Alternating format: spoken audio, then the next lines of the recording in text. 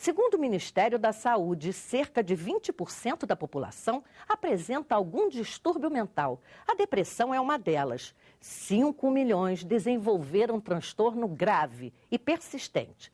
De acordo com a Organização Mundial de Saúde, das 10 principais doenças incapacitantes, os transtornos mentais ocupam o 5º lugar no ranking mundial. Aqui no Brasil, desponta em primeiro lugar como a doença que mais estigmatiza a pessoa. Para pôr fim aos abusos, abandonos, maus-tratos e preconceito em relação ao doente mental, médicos psiquiatras pedem ao Senado Federal a criação de uma lei que criminalize toda e qualquer forma de discriminação aos doentes mentais. Todo paciente atingido por algum transtorno mental, seja esquizofrenia, depressão, bipolaridade, dislexia, ansiedade, autismo e síndrome de Down, será protegido pelo novo Código de Processo Penal na forma de lei. O nefasto preconceito contra os doentes mentais é chamado de psicofobia e é crime. O psiquiatra e psicoterapeuta Augusto César de Farias Costa, presidente da Associação Brasileira de Psiquiatria Cultural, define o conceito de psicofobia. A psicofobia, como está sendo colocada, seria a rejeição ao paciente psiquiátrico, a exclusão dele da sociedade, dos processos cidadãos, onde ele ficaria alijado em função de ser portador de transtorno mental. O médico ressalta que o preconceito ao paciente psiquiátrico remonta à Idade Média. Com a Idade Média e o período das trevas da Inquisição, é que surge esse preconceito colocando a pessoa como portadora da voz do demônio. E esse imaginário social ele vem sendo construído a partir daí, colocando a pessoa com transtorno mental com 3 núcleos principais, 3 eixos principais de exclusão. A irresponsabilidade, a incapacidade e a violência. Então, o preconceito hoje é construído em cima ainda desses 3 eixos que acompanham a história da humanidade, pelo menos nos últimos 500 anos. Na atualidade, isso se mantém. Você veja, por exemplo, em situações de governos totalitários, no caso do governo nazista, onde as pessoas com transtorno mental também iam sendo sacrificadas em câmaras de gás, juntamente com minorias étnicas, com judeus, com homossexuais, enfim, com todo um conjunto que a sociedade eugênica, a sociedade pura, né, prevista, né, pelos nazistas, não cabia esse tipo de pessoa. Então, a pessoa com transtorno mental também era incluída nesse grupo que precisava ser excluído. Para o psicólogo do Instituto de Saúde Mental, Edmar Carrusca de Oliveira, especialista em saúde mental pela Universidade de Brasília, toda forma de preconceito e de exclusão referente à pessoa com transtorno psíquico deve ser denunciada imediatamente. E eu acho que a pessoa precisa fazer uma boa terapia para poder entender por que discrimina as pessoas e por que tem essa agressividade que não está resolvida com ela mesma. Para quem sofre, eu acho que tem que denunciar. Né? Você tem as ouvidorias, os conselhos de saúde, o Ministério Público Federal, as comissões de direitos humanos, os conselhos de saúde, os conselhos regionais. Se você sofreu uma violência, uma discriminação, denuncie. Eu acho que qualquer tipo de assédio moral, seja qualquer tipo de pessoa, você ofender, não precisa ser um doente mental, para que a pessoa seja processada por ofensas, por preconceito. Isso eu acho que é uma extensão do que acontece já em relação ao racismo, porque já tem. Eu acho que tem que avançar para isso mesmo, porque qualquer tipo de preconceito, sobretudo seguido de uma agressividade, de um desrespeito e de uma depreciação da pessoa humana, tem que ser rechaçado, e eu acho que é por aí mesmo. Nem usuário de droga, nem doente mental ou qualquer outro tipo de psicopatologia, por ter essa doença, deve ser ultrajado, vítima de preconceito, execrado, como acontece sempre, ou desvalorizado, como se não tivesse importância. O presidente da Associação Brasileira de Psiquiatria, o médico Antônio Geraldo, afirma que a psicofobia deve ser tratada como crime a ser incluído no novo Código Penal. nós temos de 40 a 50 milhões de pessoas com esse tipo de doença. E pessoas que acabam sendo, de uma maneira ou de outra, segregadas da convivência social, da relação social. Ora, nada mais justo, porque toda forma de preconceito é absurda. Mas o preconceito contra o doente mental, que ele não sabe lutar, que às vezes ele não tem o poder para lutar, que ele não tem o discernimento de buscar a luta, de travar, inclusive a boa luta, defesa de si mesmo, como o homossexual tem, como o negro tem, como o hispânico, qualquer origem, quer seja de etnia, não importa. Eles têm a capacidade mental do discernimento da luta. O doente mental, nem todos eles têm. Principalmente e sofre o preconceito. deficiente mental, né? O deficiente mental, então, não tem mesmo. E nós não temos nada que os protege. Não cabe mais. Não é possível, no mundo moderno, no momento que vivemos, nós temos o reconhecimento de outros preconceitos e não reconhecer esse preconceito. Não só o cidadão comum abusa, maltrata e discrimina os que têm problemas de ordem mental. Algumas instituições também cometem esse tipo de preconceito, que é considerado crime. A mãe de uma menina com síndrome de Down, moradora em Brasília, enfrentou uma verdadeira via-crucis e sofreu vários constrangimentos ao tentar matricular a filha em escolas da rede particular de ensino. Os colégios que insistem em não cumprir a Constituição, banindo crianças que são diferentes do convívio escolar, serão punidos.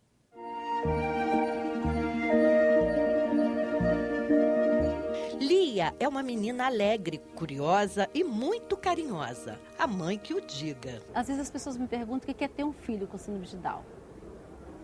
E eu nem preciso pensar muito para responder o que é ter um filho com síndrome de Down. Eu amanheço, eu acordo e eu ouço uma pessoa do quarto dela me chamar. Amor, amor, eu sou chamada de amor.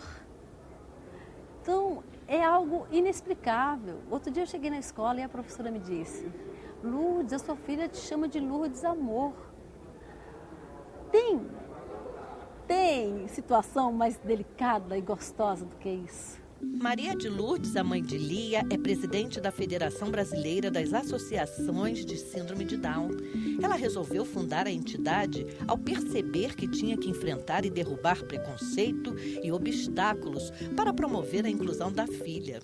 Eu acho que o maior preconceito que eu encontrei foi exatamente onde eu achei que eu não ia encontrar preconceito, que é na escola. A menina chegou a ser matriculada em algumas escolas públicas de Brasília. Depois do lar, eu acho que a escola, né, é onde deveria ser o mais acolhedor possível, né? Eu tive algumas dificuldades em algumas escolas públicas, em 2 escolas públicas onde a Lia esteve, no sentido de não cuidarem da Lia direito, né, de deixarem a Lia suja. Não era sujeira, não, era fezes. A tentativa de incluir Lia em escola particular foi uma verdadeira via-crucis. Eu bati umas 5 escolas, 6 escolas, né? E comecei em desespero, porque eu comecei essa busca em novembro do ano passado. Comecei a busca em novembro e todas as escolas que eu buscava, todas me cobravam uma taxa extra. Porque eles me diziam que as crianças com síndrome de Down, elas não andavam sozinhas. Elas precisavam desse amparo, desse ajudante, dessa pessoa que ficasse ao lado dela. E eu falava, meu Deus, mas a minha filha não precisa disso. Isso é transferência de responsabilidade. Quem tem que educar as crianças são os professores dentro de sala de aula. Você conseguiu, Lourdes, afinal de contas, uma escola que recebeu sua filha como qualquer outra criança? Consegui. Né? A busca foi longa, mas eu consegui. A minha filha está matriculada hoje no Dromos. Antes cheguei a essa escola, conversamos, contamos toda a nossa trajetória dessa busca, né? Essa busca que já estava me cansando, na verdade. E a resposta que eu tive foi: Lourdes, nós procuramos trabalhar os pontos fortes de todas as crianças, porque todas as crianças possuem pontos fortes. E é isso que a gente vai fazer com a sua filha. Maria de Lourdes já formalizou a denúncia contra as escolas junto ao Ministério Público. Essa denúncia não é só em Brasília. Esse hábito horroroso não é só em Brasília, é no Brasil inteiro, né? Muitas das escolas de todo o nosso país fazem uso lançam mão desse artifício que eles chamam de incluir o teu filho, quando na verdade eles querem dinheiro, né? Eles faturar, né? Eles se posicionam não como educadores, mas sim como mercenários, né? Porque na medida em que me cobram uma taxa tão alta pelo meu filho, eles estão discriminando meu filho. Um conselho que eu dou para os pais: não desistam não, sabe? A gente não pode desistir, a gente não pode abaixar a cabeça, até porque somos cidadãos, pagamos nossos impostos como todas as demais pessoas, né? Então, diante disso, você tem que ir atrás dos seus direitos, sim. Reivindicação de, meu filho tem... Não importa, a escola tem que dar o jeito dela.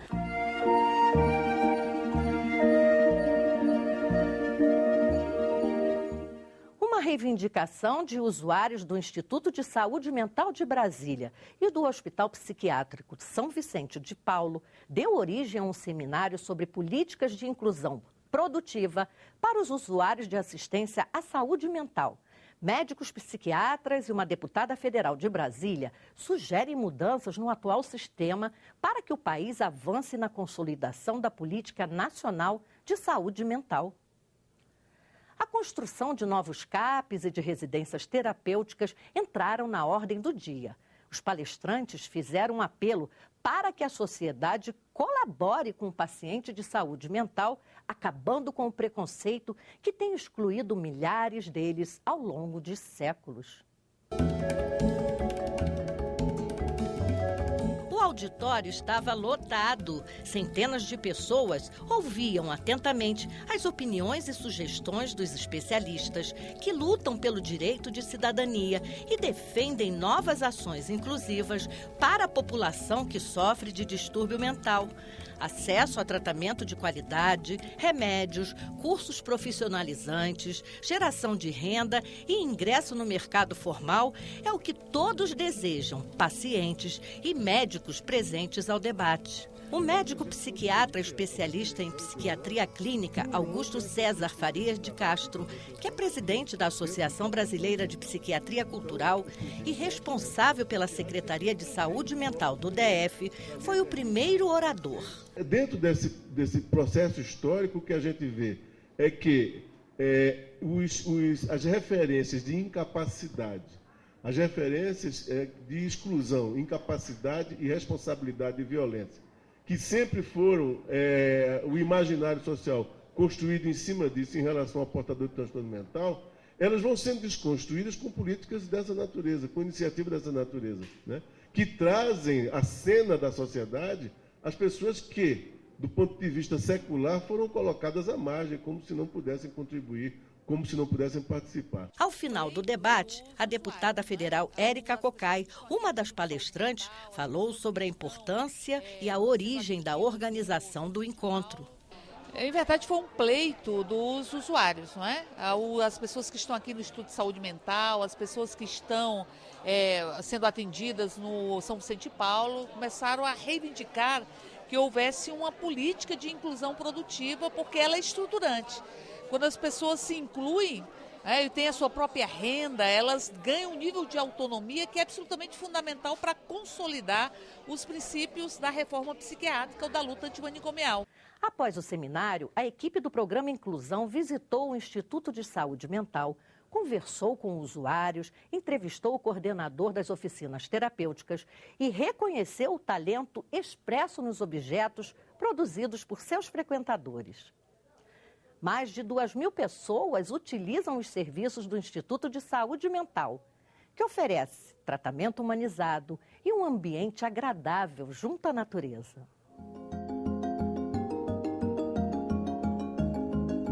O Instituto de Saúde Mental oferece uma variedade de oficinas terapêuticas, além de cursos profissionalizantes aos seus usuários. Hoje nós temos 7 oficinas terapêuticas. Quais são elas? Mosaico, que é aquela customização em pastilhas. Temos espaço criativo. Temos a horta orgânica, que é a produção, o PAIS. Projeto agroecológico integrado e sustentáveis.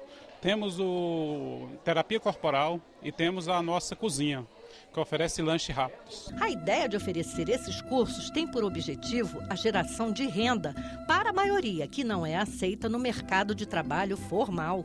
Esse é nosso objetivo principal aqui das oficinas. É para a gente qualificar eles e eles serem inseridos lá fora no mercado de trabalho. É difícil. Não é difícil. Inclusive, nós já temos pacientes nossos que já estão inseridos em hotéis, trabalhando na cozinha, pacientes inseridos em mercado, trabalhando como empacotador. Então, vários pacientes nossos já foram inseridos no mercado de trabalho. Tem que abrir mais espaço, né? Tem que abrir mais, porque assim, nosso usuário de saúde mental, ele não é qualificado como deficiente físico. Então, às vezes, esbarra no preconceito. Por quê? Principalmente porque o pessoal tem o receio da crise, da agressividade, e isso é incoerência por parte dessas pessoas, porque nossos pacientes são todos medicados e, inclusive, eles convivem socialmente na sociedade.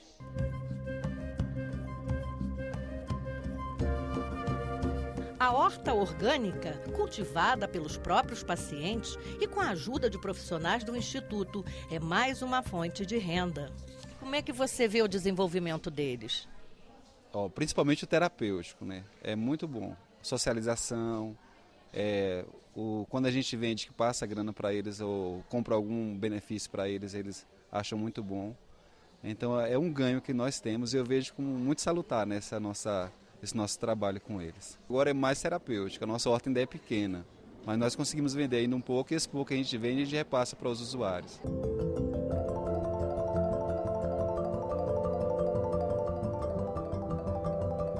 Por conta de uma depressão acompanhada de desejo de morte, Dona Sônia frequenta há 10 anos o Instituto de Saúde Mental. Aqui, ela participou de todas as oficinas terapêuticas, mas foi na de mosaico que descobriu o talento para confeccionar essas e tantas outras peças. Satisfeita com a descoberta de uma profissão que lhe garante uma renda, Dona Sônia diz que, além de amigos, ela reencontrou no Instituto de Saúde Mental a alegria de viver. Eu sinto aqui no spa, eu tenho que vir para cá pelo menos uma vez na semana, 2 vezes. Aqui a gente se sente muito feliz, a gente é livre. Aqui você não vê um médico vestido de médico, não vê enfermeiro vestido de enfermeiro. Somos todos iguais. Esse é amor, que você vê abraçando, é um calor muito grande, né? Então, do jeito que eu estava, hoje eu estou maravilhosamente bem. Estou trabalhando lá fora, trabalho como mosaicista, vendo minhas coisas lá fora. Até chegar nesse estágio que lhe garante bem-estar, satisfação e alegria de viver, Dona Sônia diz que sofreu muita discriminação e preconceito. Já chegou gente da família e falou assim: Sônia, você é tão católica, por que você tem doença? Essa doença toma antidepressivo, por quê? Eu falei assim, só Deus sabe explicar. Aí a coisa foi apurando, aí foi começando, né? As pessoas têm problema psicológico, muda só de endereço. Aí foram vendo que não era só eu lá. Na família surgiram várias pessoas. Mas você aconselharia o Instituto de Saúde Mental para outros pacientes?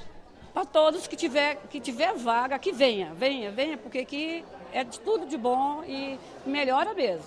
Tratamento humanitário. Humanitário, muito humanitário. A partir do diretor até o faxineiro. O diretor do Instituto de Saúde Mental, o psiquiatra forense Ulisses Castro, explica que serviços o Instituto oferece à população. O serviço ambulatorial é esse serviço em que o paciente sai de uma internação, sai de um quadro agudo, passa por um serviço dia, um serviço estilo CAPS e vai para o ambulatório. Então, nós temos esse atendimento ambulatorial que é feito por psiquiatras, psicólogos, terapeutas ocupacionais, assistentes sociais e uma equipe também de auxiliares de enfermagem, técnicos de enfermagem e auxiliares de nutrição.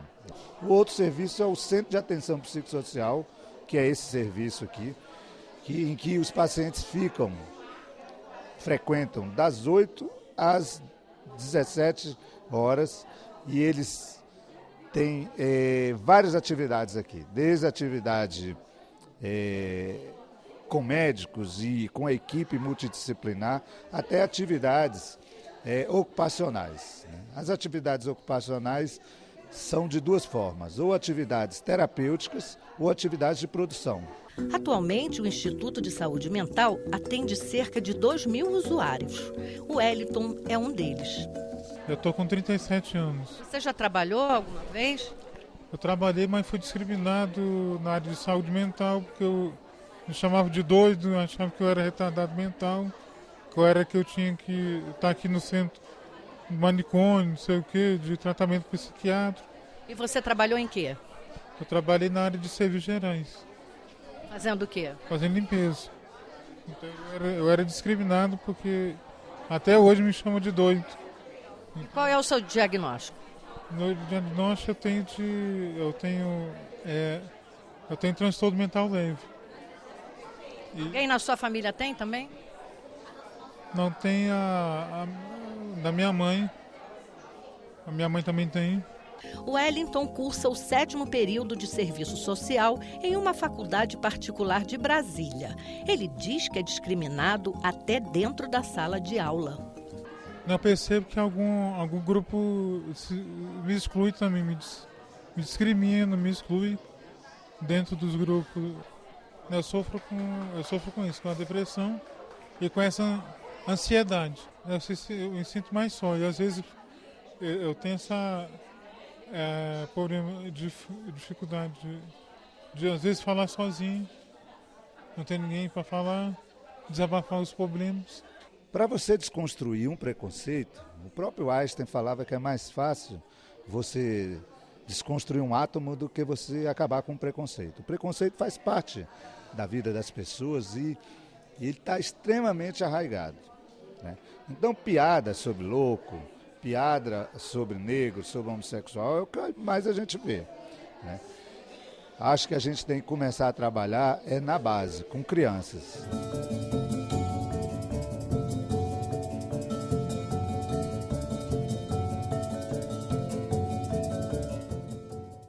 O Inclusão volta já.